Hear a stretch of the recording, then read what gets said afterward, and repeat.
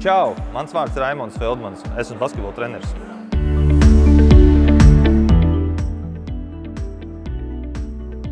Basketbolā es nonācu ļoti viegli. Man teica basketbola treneris, pedagogs ir, un būtībā es neatceros, kad es satikos ar bumbu, bet bumba vienmēr manā bērnībā bija noteikti. Man liekas, pirmo reizi es tā attapos 6, 7 gadi, kad bērndārzā pēdējais gads ir, te es kaut ko sapratu, ka es eju uz basketbola treniņiem. Es daudz mācījos no treneriem, saviem treneriem, kad es pats spēlēju basketbolu, kā darīt, un arī tu vari mācīties, kā nedarīt. Jā, man daudz palīdzēja tā motivācija, un es stāžēju, es braucu apkārt pasaulē.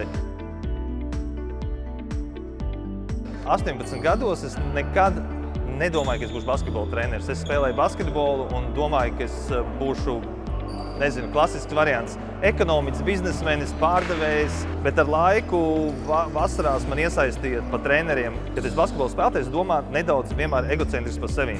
Ja tu esi basketbola treneris, tu domā, piemēram, basketbola komandā 12 spēlētāji, tad 12 reizes vairāk var iegūt adrenalīnu, uztraukties par katru spēlētāju. Būtībā tas man tas vilkne bija, kāpēc pārgāju uz treneri.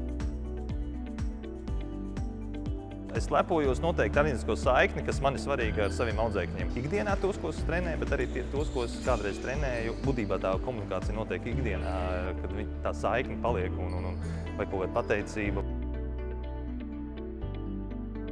Kas ir labs basketbolists? Nākamais jautājums, kas ir līderis? Līderis ir tas, kas padara citus stiprākus un māk strādāt kolektīvā. Basketbols to palīdz attīstīt. Man liekas, ka lielākais talants ir gribespēks strādāt.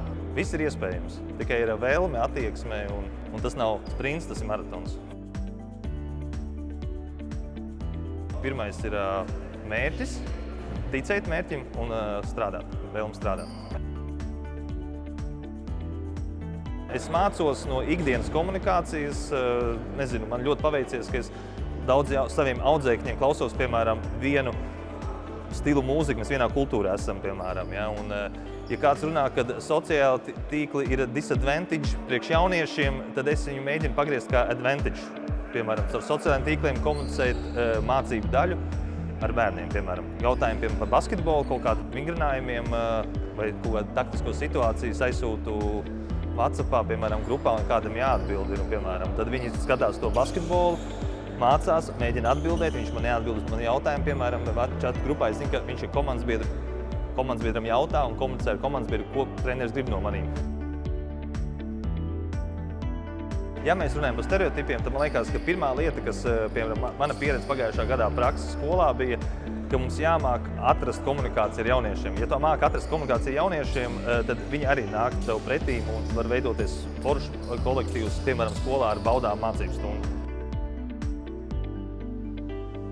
Es mēģinu motivēt ar komunikāciju, pozitīvu komunikāciju. Man patīk hamburgeru lieti vai kaut ko pilnveidot, ja tu kaut ko labu pasaki, uzrunā jaunieti, tad pasaki to strukturizēto kļūdu un tad atkal uzslavē, tad labāk ieklausās. Ir ļoti daudz vairāk psiholoģijas paņēmienu, mums, ka ļoti tāda psiholoģija, mentālā motivācija, to tādu kokteili vajag uztaisīt trenerim un atrast, kā iedrošināt jaunieti strādāt. Pēc spēles pirmās sajūtas bija tāda brīvība, patīkama sajūta. Man liekas, tas pirmais ir kā brīvība. Es nezinu, kā to izteikt, kad liels darbs padarīts ir un jābauda. Un pirmais zvans bija ģimenē. 3x3 spēlē, minūti pirms spēles sākuma, kad jāiet spēlētājiem uz laukumu un spēlētājs ir aizmirsis viesnīcā kreklu.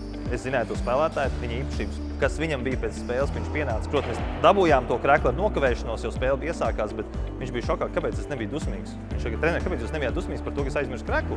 Es saku, kāpēc es dusmotos? Tas vai kaut ko mainīs? Man tikai vajadzēja, lai tu nebaidies un sagaidi savu kreklu un esi drošs nāc spēlēt. Es esmu mērķtiecīgs, spītīgs, bet komunikabls. Kāpēc es pārliecinoši saku, ka es esmu komunikabls, tāpēc, ka es pie tā strādāju.